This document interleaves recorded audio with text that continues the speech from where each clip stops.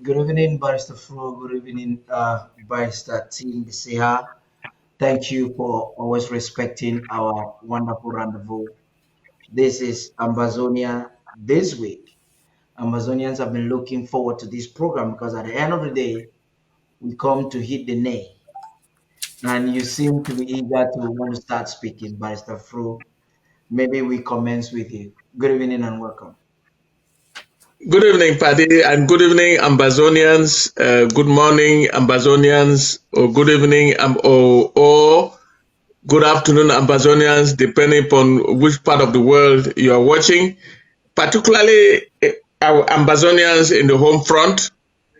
I am here again once more, and I'm encouraging every Ambazonian to stay the course, to hang in there and stay the course. We are winning and winning big.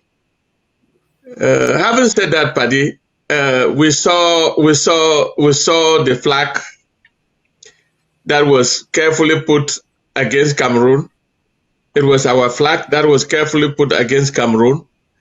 And when I saw it, I said, I got off of my chair and nearly fell on the ground. I said, but what is this? After evaluating and listening to other bloggers, francophone bloggers more especially, I want to believe that it was not a mistake. Others may call it mistake. That is their opinion. To me, it was not a mistake. It was a political statement that was made. It took them 3 days to bring it down, to correct the mistake. They claim it's a mistake, but the deed has been done. I don't see how TV5 will make such a mistake only on Cameroon. I don't see how they can make that a mistake because for them, Cameroon is their live wire. For the French, Cameroon is their live wire now. They've lost the Sahel. They've lost 4 important countries in the Sahel. And they have made a political statement to La République du Cameroon. The question is, what is the statement? I would argue that the statement is meant to encourage us to fight on. I will explain that later. Secondly, according to the French bloggers, it is meant to blackmail Cameroon. It is meant to destabilize Cameroon. To encourage us, what do I mean by that? I don't think for us we can take it as they are encouraging us, but for them, they want to let Cameroon know that there is another country called the Federal Republic of Ambazonia or Southern Cameroons. Let them not think that if they continue to trade with the Russians, if they continue to sign military pacts with the Russians, if they continue to prostitute with the Chinese and other people against the interests of France, France has an alternative. And having said all that, they also want to know France to believe that to Cameroon to believe that Cameroon cannot choose its leader. The leader of Cameroon will be chosen by Francafrique, by France, actually, so that the French can continue to control La République du Cameroon. Now, they also want to show the French show the Cameroonians that they have an alternative, and that the oil that they are drilling in the Gulf of Guinea, which belongs to the Federal Republic of Ambazonia, there is this principle in politics which says there are no permanent enemies, but they are permanent interests. Politics is interest. So they can still negotiate with Southern Cameroon, Ambazonia, to the detriment of France, to the detriment of La République. Excuse me. So that is the way I'm reading it.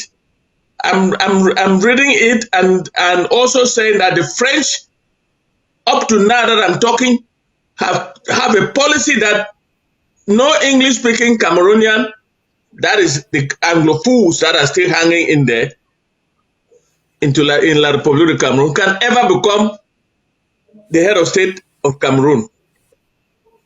And I will push that further. The two groups of people in this whole mess, the English-speaking Cameroonians and the Bamilikis, are those who have challenged the status quo of France and La République de Cameroon. And as of those two, up to now that I'm talking, none of them can become the leaders of Cameroon, because according to a French blogger, if they put an Anglophone, he will tell you the oil that is coming from the Gulf of Guinea to Britain and the United States. But France still want to continue to benefit as they are doing now, and therefore they will maintain a francophone who has French interest at heart. And it's a message to Cameroon to say, you are not indispensable. The Sahel might have left us, but if you try, we will be the first to leave you, because we are getting more from the English-speaking African countries than we are getting from you, the Francophones. I see, look, let nobody believe that it was a mistake. They kept that thing there for 3 days. I'm going to get back to you. They kept it there for 3 days. I'm going to get back to you on that. As I throw a moment, please. I'll get back to you with that rhetoric. Let's try to make our comments brief so that we can coordinate the discussion and not make it too long and too bogus. Now, Yes. Vice Mbeseha, please give us an insight into that argument. Well, thank you for having me. Thank our viewers and our listeners. This is my take. You know, in this IG, we have something we call the spiritual cabinet, where Victor Mba and the rest are there. And often, There's a government, when sir. you go there, Not IG. I say in this government, I didn't say IG. Okay. I say we have a spiritual cabinet in this government, where Dr. Victor Mba and the rest go there to pray. And I've often listened to his prayer. He said, let our enemies become confused. And I take off from there. God speaks to people through different means. If you ask TV5, Monde, they'll tell you it was a mistake. If you ask the Republic of Cameroon, they will tell you it was evilly planned for them. If you ask some of Ambazonians, they say, yeah, we just did it to gain some profit out of it. None of those things is true.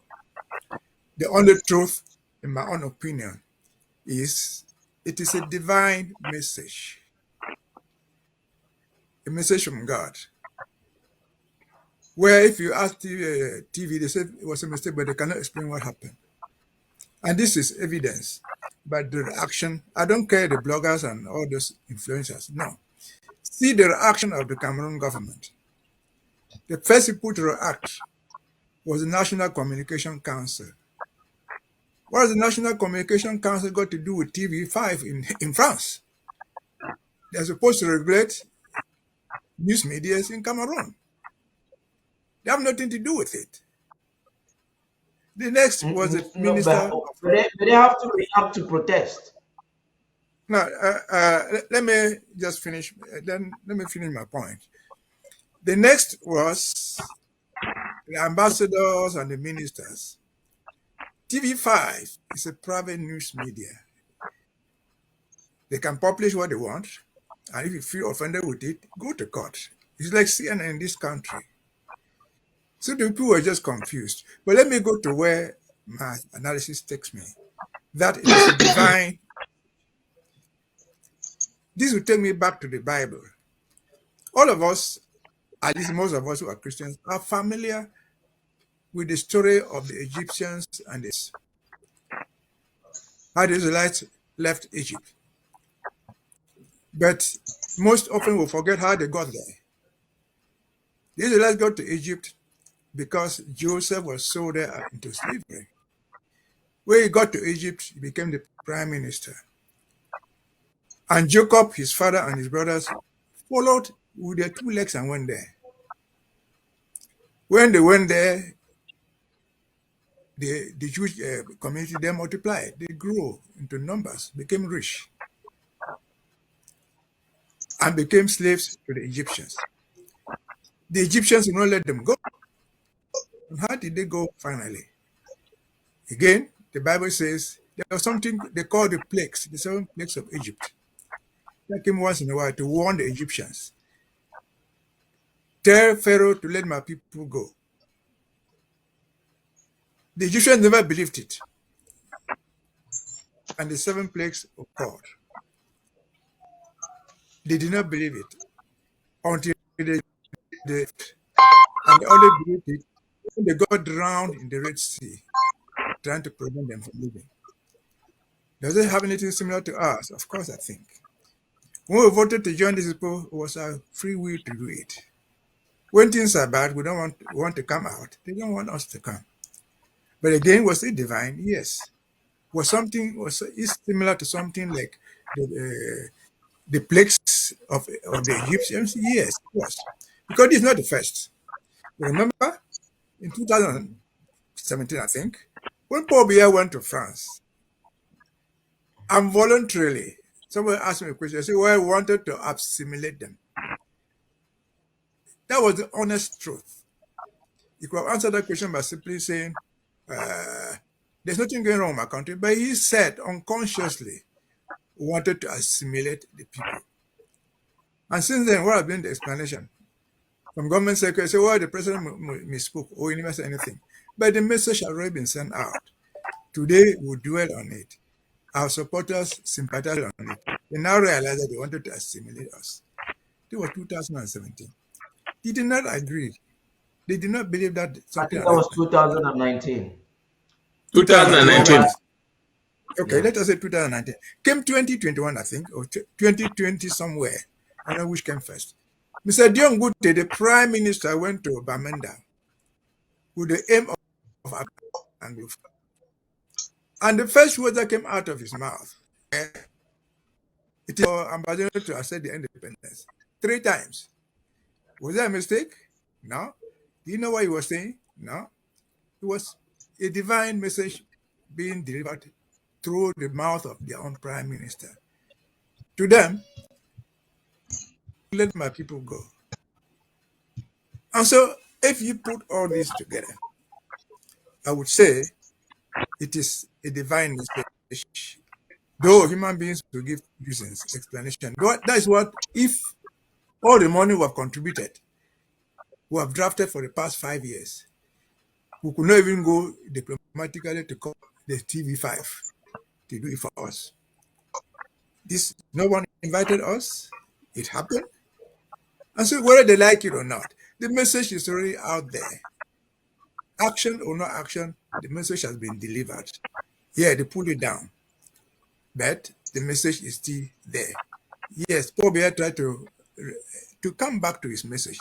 It had already gone out. Diangote tried to give excuses for what he said. The message is already out. To me, it is a divine message telling our opponents. First, you are confused from their reaction. See over what you're writing, nothing has any meaning to what they're doing. Then warning them, this journey of Ambazonians is unstoppable. It is coming soon. And you might die, you might drown, you might die in the process of trying to follow them. Just like the Egyptians got drowned in the Red Sea. Like it or not, to me, that is a divine message. As to whether you can sue or not sue, those who want to sue can go and sue. That will alter nothing. Now, before we even get into that, Message has been before delivered. we get into that, Barrister Mbeseha and Barrister Fro, we've all given hypothetical explanations to it. And when you hear from a Christian standpoint, something is divine, meaning that thing probably is in your favor. Scripture says all things work together for the good to those who love God and those who are called according to.